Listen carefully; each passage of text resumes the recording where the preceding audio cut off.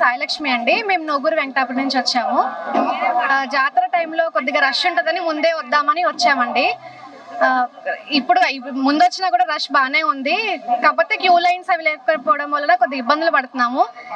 దేవుడి దగ్గర దాకా వెళ్ళలేకపోతున్నాము. దూరం నుంచే దర్శనం చేసుకోవాల్సి వస్తుంది.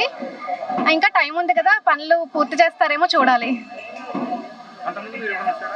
ప్రతి ఇయర్ వస్తూనే ఉంటామండి. మాకు దగ్గరలో ఉన్న వాళ్ళందరూ ఎవరు పిలిచినా మొక్కుందని వాళ్ళతో వస్తుంటాం. ఇయర్లీ 2-3 టైమ్స్ వస్తూనే ఉంటాం మేడారం. కొద్దిగా ఇబ్బందిగానే ఉందండి.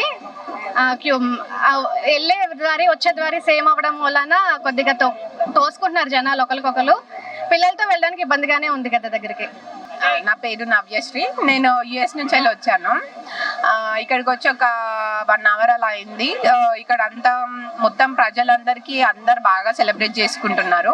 కాకపోతే ఈ పనులన్నీ ఇంకా కొంచెం ముందు అభివృద్ధి చెందేది ఉంటే అందరికీ సంతోషంగా, అనుకూలంగా, హ్యాపీగా అన్నీ జరుగుతున్నాయని నేను అనుకుంటున్నా.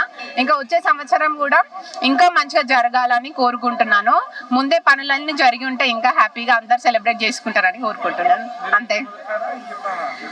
లేదు, నేను చిన్నప్పుడు వచ్చాను. మళ్ళీ ఇది ఫస్ట్ టైం ఇక్కడికి వచ్చింది.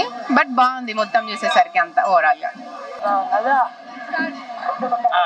అందరికీ సమ్మక్క సారక్క శుభాకాంక్షలు అండి.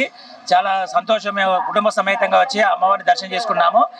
కానీ మాకు కొంచెం బాధ కలిగించిన విషయం ఏంటంటే ఇప్పుడే వర్క్ స్టార్ట్ అవుతుంది కాబట్టి ఫిబ్రవరిలో జాతర అన్న సందర్భంలో ఈ వర్క్ ఎంతవరకు కంప్లీట్ అవుతుందో కానీ భక్తులు మాత్రం కొంచెం ఇబ్బంది పడే సందర్భాలు అయితే ఉన్నాయి.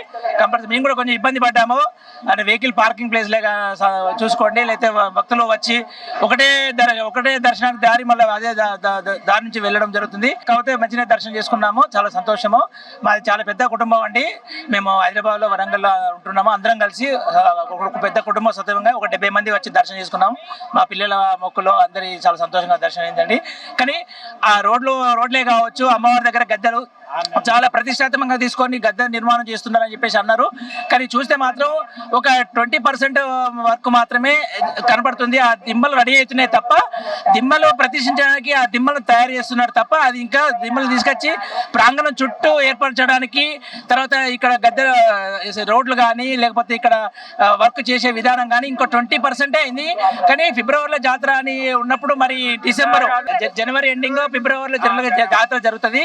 కానీ వీళ్ళు ప్రతిష్టాత్మకంగా తీసుకున్న ఈ పెద్ద కార్యక్రమాన్ని డిసెంబర్లో ఇంకా 20% కనబడుతుంది. అది కొంచెం బాధ అనిపించింది.